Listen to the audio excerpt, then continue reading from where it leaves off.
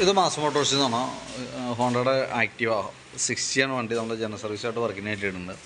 ഇതിനകത്ത് അതിൻ്റെ kilometre already working അല്ല, മീറ്റർ കംപ്ലയിൻ്റ് ആണ് കേട്ടോ. അപ്പോൾ എത്ര കിലോമീറ്റർ ഓടിയേക്കണേ നമുക്ക് അറിയാനായിട്ട് പറ്റില്ല. നമുക്ക് കംപ്ലയിൻസ് ആയിട്ട് പറഞ്ഞത് front fork side oil leak ഉണ്ട്, പിന്നെ ബ്രേക്ക് ചെക്കപ്പ്, ഫ്രണ്ടും ബാക്കും ബ്രേക്ക് ചെക്കപ്പ് പറഞ്ഞിട്ടുണ്ട്. ആക്സിലേറ്റർ കേബിൾ ടൈറ്റ് ഉണ്ട്, അപ്പോൾ അതിൻ്റെ കേസ് പറഞ്ഞിട്ടുണ്ട്. ജനറൽ സർവീസ്, വാട്ടർ സർവീസ് വേണ്ടാന്നാണ് പറഞ്ഞത്. പിന്നെ ഓയിൽ ചെക്ക് ചെയ്തിട്ട് കസ്റ്റമറിന്ന് വിളിക്കാൻ പറഞ്ഞിട്ടുണ്ട്. ഇത്രയും കേസാണ് മെയിനായിട്ട് ജോബ് കാർഡിൽ പറഞ്ഞാണ് കംപ്ലയിൻസുകൾ. അപ്പോൾ നമുക്ക് വണ്ടി ഓടിച്ച് നോക്കി വർക്കിന് കയറ്റി ബാക്ക് ബ്രേക്കിൻ്റെ ഭാഗം തൊട്ട് നമ്മൾ ചെക്ക് ചെയ്യാൻ വേണ്ടി അയച്ചിട്ടുണ്ട്. ബ്രേക്ക് ലൈനർ നമുക്ക് ഇതുമ്പോൾ കിടക്കുന്നത് കമ്പനി ലൈനറാണ്, വലിയ പഴക്കമായിട്ടില്ല. ബ്രേക്ക് ക്യാമൊക്കെ ഒന്ന് അഴിച്ച് ഗ്രീസ് ചെയ്ത് റീസെറ്റ് ചെയ്യാം.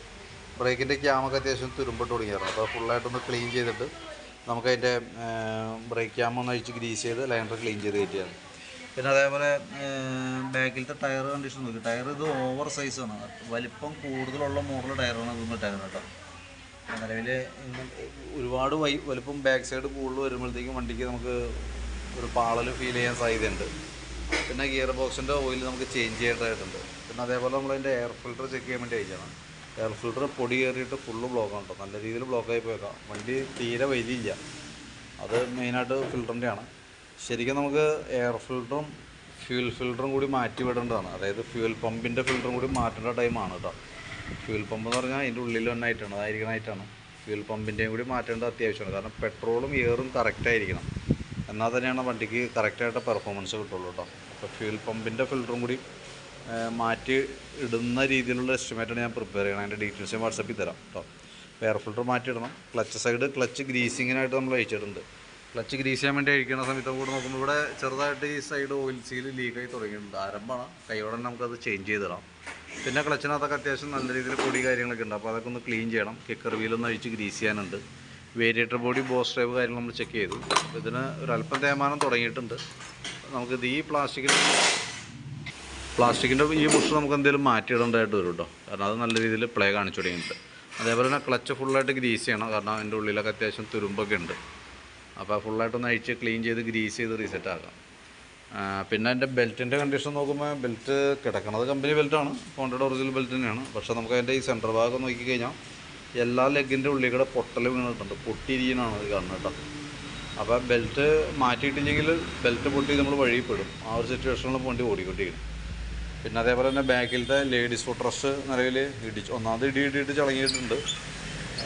മൊത്തത്തിൽ ഈ സൈഡ് താഴേക്ക് പോയി. അപ്പോൾ അത് മാറ്റി വയ്ക്കുന്നുണ്ടെങ്കിൽ നന്നായിരിക്കും. കാരണം എന്ന് വെച്ച് കഴിഞ്ഞാൽ ഈ സൈഡൊക്കെ ആകുമ്പോൾ ലേഡീസ് യൂസ് ചെയ്യണത് ഏറ്റവും കൂടുതൽ യൂസ് ചെയ്യാനുള്ളത്. എന്നാലും ഇവിടെയൊക്കെ വെൽഡിങ് വിട്ടിട്ട് താഴേക്ക് ഇങ്ങനെ പൊട്ടി പോലെ ഇരിക്കുന്നുണ്ട് കേട്ടോ. പിന്നെ അത്യാവശ്യം ലൂസായിട്ട് കിടന്ന് പിഴയ്ക്കുന്നുണ്ട്, അതിൻ്റെ ഒരു സൗണ്ട് കാര്യങ്ങളൊക്കെ കാണുന്നുണ്ട്. പിന്നെ എഞ്ചിൻ ഹെഡിൻ്റെ ഭാഗത്തേക്ക് ഒരു കൂടി ചെറിയ ലീക്ക് തുടങ്ങിയിട്ടുണ്ട്. ഗ്യാസ്കറ്റ് ലീക്കായി തുടങ്ങിയതാണ്. കൈയോടെ തന്നെ ഗ്യാസ്കറ്റ് മാറ്റിയിടാം നമുക്ക്. ആക്സിലേറ്ററിൻ്റെ കേബിൾ ടൈറ്റാണ്. 2 കേബിളുകളാണ് BS6 വരാം. രണ്ടും നല്ല രീതിയിൽ ടൈറ്റായി തുടങ്ങിയിട്ടുണ്ട്. അത് ആക്സിലേറ്റർ കൈ വിട്ടാലും നമ്മൾ വണ്ടി തന്നെ ഓൾറെഡി ആക്സിലേറ്റർ റേസായിട്ട് വണ്ടി മൂവ് ചെയ്യുന്ന രീതിയിലുള്ളൊരു കംപ്ലയിൻ്റ് കാണിക്കുന്നത്. അപ്പോൾ അത് കേബിൾ മാറ്റിയിടാനൊന്നും പറ്റുള്ളൂ, വേറെ നമുക്കതൊന്ന് പ്രത്യേകിച്ച് വേറെ ഒന്നും ചെയ്യാൻ നടക്കില്ല. പിന്നെ ബാറ്ററി നമ്മളൊന്ന് ചെക്ക് ചെയ്ത് പോകുന്നുണ്ട്. ബാറ്ററി നമുക്കിതും ഇരിക്കുന്നത് ആമറോണിൻ്റെ ബാറ്ററിയാണ്. 2025 മോഡൽ ബാറ്ററിയാണ് വണ്ടിയും ഇരിക്കുന്നത്. ഞാൻ അതിൻ്റെ വോൾട്ടൊക്കെ നോക്കി 12.95 വരെ കാണിക്കുന്നുണ്ട് കേട്ടോ. നിലവിൽ ബാറ്ററിക്ക് വേറെ പ്രോബ്ലമൊന്നുമില്ല. ഫ്രണ്ടിലേക്ക് വരുമ്പോൾ ഫ്രണ്ട് ബ്രേക്കിൻ്റെ കേബിളുകൾ 2 കംപ്ലയിൻ്റ് ആണ്. രണ്ടും ഔട്ടർ പൊട്ടിയൊരു അവസ്ഥയാണ് നിൽക്കണം കേട്ടോ. 2 ബ്രേക്ക് കേബിൾ മാറ്റണം. ബാക്കിലത്തെ ബ്രേക്കിൻ്റെ കേബിൾ ചെറിയൊരു ടൈറ്റ് തുടങ്ങിയിട്ടുണ്ട്. ബാക്കിലത്തെ നമുക്ക് അത്ര എമർജൻസി ഇല്ല, മാറ്റിയാലും ഈ സമയത്ത് മാറ്റിയാലും കുഴപ്പമില്ല. പക്ഷേ ഫ്രണ്ടിലത്തെ 2 കേബിളും നിർബന്ധമായിട്ട് മാറ്റേണ്ടതാണ്. പിന്നെ ഫ്രണ്ട് ഫോർക്കിൻ്റെ ഭാഗത്ത് ഓയിൽ ലീക്ക് ഉണ്ട്, അപ്പോൾ അത് ചെക്ക് ചെയ്യാൻ വേണ്ടി അയച്ചാണ്. അപ്പോൾ അതിൻ്റെ പ്ലേറ്റിംഗ് ഒക്കെ ഓൾറെഡി പോയിരിക്കുക. നല്ല രീതിയിൽ ലീക്ക് ഉണ്ടായ പൈപ്പാണ്, അത് മൊത്തം സ്ക്രാച്ചായിട്ട് പ്ലേറ്റിങ് പോയിട്ടുണ്ട്. അതേപോലെ തന്നെ തൊട്ടടുത്ത പൈപ്പും അതേപോലെ തന്നെ അതിൻ്റെ കുത്ത് പോലെയൊക്കെ കാണിച്ച് തുടങ്ങിയിട്ടുണ്ട്. ആ മാർക്ക് ചെയ്ത ഭാഗത്തേക്ക് നോക്കുമ്പോൾ കറക്റ്റായിട്ട് കാണാം. നമുക്ക് ചെറിയൊരു ഡോട്ട് പോലെയൊക്കെ വന്നു തുടങ്ങിയിട്ടുണ്ട്. അവിടെ കാലക്രമേണ നമുക്ക് ഇതേപോലെ തന്നെ പ്ലേറ്റിങ് പോകാനായിട്ടുള്ള ഒരു ആരംഭമാണ് കാണിക്കുന്നത് കേട്ടോ. അപ്പോൾ ഓയിൽ സീൽ മാത്രം മാറ്റിയിട്ട് കാര്യമില്ല, ഫോർക്കിൻ്റെ പൈപ്പ് മാറ്റിയതിന് ശേഷം വേണം ഓയിൽ സീൽ മാറ്റി കഴിഞ്ഞാലാണ് നിൽക്കുള്ളൂ.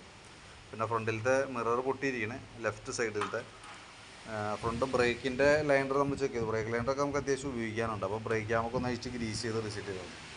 പിന്നെ വണ്ടിയുടെ ബോഡി മൊത്തം ഡെൻറ്റാണ്, കാരണം ഫ്രണ്ട് മൺകാടൊക്കെ ഇടി കിട്ടിയിട്ട് ആകെ ബെൻഡായിട്ടുണ്ട്. ഈ സൈഡ് ഫ്രണ്ട് കവറൊക്കെ ഉണ്ട്, ഈ സൈഡൊക്കെ ഈ ഭാഗത്തൊക്കെ ഇടി കിട്ടിയിട്ടുണ്ട് കേട്ടോ. ബോഡി അത്യാവശ്യം പാച്ചവർക്കും കാര്യങ്ങളൊക്കെ ഉണ്ട് വണ്ടി. പിന്നെ അതേപോലെ ഇന്നർ കവറിൻ്റെ ഇവിടെ പൊട്ടി ഇങ്ങനെ പൊളിഞ്ഞ് പോകുന്നു തുടങ്ങിയിട്ടുണ്ട്. സ്പീഡോമീറ്റർ ഓൾറെഡി കംപ്ലൈൻ്റ് ആണ് കേട്ടോ. പിന്നെ ഹാൻഡിലിൻ്റെ ബെയറിങ്, അതായത് കോൺസെപ്റ്റ് ചെറുതായിട്ട് അടിയുണ്ട്. അത് നമുക്ക് അഡ്ജസ്റ്റ് ചെയ്യാൻ പറ്റില്ല, ചെറിയ ടൈറ്റും കാണിക്കണത് കൊണ്ട് അഡ്ജസ്റ്റിങ് നടക്കില്ല. ഒന്നുപോലെ ആ രീതിയിൽ തന്നെ ഉപയോഗിക്കണം, അതല്ലെങ്കിൽ കോൺസെപ്റ്റ് മാറ്റിയിട്ട് ഉപയോഗിക്കേണ്ടതായിട്ട് വരും കേട്ടോ.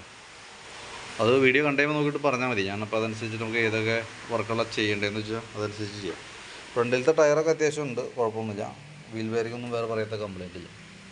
പിന്നെ അതിൻ്റെ എൻജിൻ ഓയിൽ ചെക്കപ്പാണ് പറഞ്ഞിരുന്നത്. അപ്പോൾ ഞാൻ അതിൻ്റെ ഓയിലൊക്കെ നോക്കി. ഓയിൽ ലെവല് കാര്യമായിട്ട് കുറവില്ല, പക്ഷെ അത്യാവശ്യം കളർ ചേഞ്ച് വന്നിട്ടുണ്ട് കേട്ടോ. അപ്പോൾ ഏകദേശം മാറ്റേണ്ട ഒരു ടൈം 3000 കിലോമീറ്ററിലാണ് എൻജിൻ ഓയിൽ മാറ്റേണ്ടത്. ആ ടൈം ആയിട്ടുണ്ടെങ്കിൽ അതിൻ്റെ കളർ നോക്കാൻ നിൽക്കണ്ട, മാറ്റി കളയാം. അതായിരിക്കും കുറച്ചുകൂടി ബെറ്റർ. പിന്നെ എയർ ഫിൽറ്റർ മാറ്റുമ്പോൾ കൂട്ടത്തിൽ തന്നെ നമുക്ക് ഈ പ്ലഗും കൂടി മാറ്റിയിടണം കേട്ടോ. എയർ ഫിൽറ്ററും പ്ലഗും കൂടി ഒരുമിച്ചാണ് നമുക്ക് സാധാരണ മാറ്റേണ്ടി വരാം. അപ്പോൾ വീഡിയോ കണ്ടതിന് ശേഷം നോക്കിയിട്ടൊന്ന് കൃത്യമായിട്ട് പറയണം ഏതൊക്കെ വർക്കുകളാണ് ചെയ്യേണ്ടതെന്നുള്ള ദിവസം. ഞാനിപ്പോൾ അതിനകത്ത് എസ്റ്റിമേറ്റിൽ ഉൾപ്പെടുത്തുന്ന ഐറ്റംസ് ജസ്റ്റ് ഒന്ന് ഞാൻ പറഞ്ഞു പോകാം. നമുക്ക് ബാക്ക് സൈഡിൽ നിന്ന് വരാണെന്നുണ്ടെങ്കിൽ നമുക്ക് ഈ ക്ലച്ചിനകത്തേക്ക് വരുമ്പോൾ ഒരു ഓയിൽ സീൽ ലീക്ക് ഉണ്ട്. അപ്പോൾ ക്ലച്ചിനകത്ത് തന്നെ ഓയിൽ സീൽ നമ്മൾ ഉൾപ്പെടുത്തുന്നുണ്ട്. ബെൽറ്റ് ഇതിനകത്ത് തന്നെ വി ബുഷനകത്ത് ഉൾപ്പെടുത്തുന്നുണ്ട്. എയർ ഫിൽറ്റർ ഉൾപ്പെടുത്തുന്നുണ്ട്. ഈ ഫുഡ് റെസ്റ്റിനകത്ത് കാണിച്ചേക്കാം, നോക്കിയിട്ട് ആവശ്യമാണെങ്കിൽ പറഞ്ഞാൽ മതി, ഇല്ലെങ്കിൽ നമുക്കത് കട്ട് ചെയ്യാം, ഒഴിവാക്കാം കേട്ടോ. പിന്നെ ആക്സിലേറ്ററിൻ്റെ 2 കേബിളുകൾ വന്നുണ്ട് എസ്റ്റിമേറ്റിനകത്ത്. ഹെഡിൻ്റെ കവർ ഗ്യാസ്കറ്റും ആ റബ്ബർ 2 വന്നുണ്ട്. പിന്നെ വരുമ്പോഴത്തേക്കും ഫ്രണ്ടിലേക്ക് വരുമ്പോൾ 2 ബ്രേക്കിൻ്റെ കേബിളുകൾ വന്നുണ്ട്. ഫോർക്കിൻ്റെ പൈപ്പ്, അതിൻ്റെ ഓയിൽ സീല് ഐറ്റംസൊക്കെ വന്നുണ്ട്. ഇതൊക്കെയാണ് മെയിനായിട്ട് വന്നത് കേട്ടോ. അപ്പോൾ ഞാൻ നോക്കിയിട്ടൊന്ന് പറയും അതായത് ഏതൊക്കെ വർക്കുള്ള. പിന്നെ ഫ്യൂൽ പമ്പിൻ്റെ ഫിൽറ്ററും എസ്റ്റിമേറ്റിൽ ഉൾപ്പെടുത്തുന്നുണ്ട്, മാറ്റുന്ന രീതിയിലുള്ള കേട്ടോ. വീഡിയോ കണ്ടതിന് ശേഷം നോക്കിയിട്ടൊന്ന് റിപ്ലൈ ഇടാം, കാരണം റിപ്ലൈ കിട്ടിയിട്ട് നമുക്ക് അതനുസരിച്ചിട്ട് വേണം വർക്ക് കംപ്ലീറ്റ് ചെയ്യാനായിട്ട്. ഓക്കെ, അപ്പോൾ കുറച്ച് താമസം വന്ന പണിയാണ് കേട്ടോ. അപ്പോൾ അത് കൂടി സമയം കൂടി നമുക്ക് കൂട്ടിയേക്കാം. ഓക്കെ.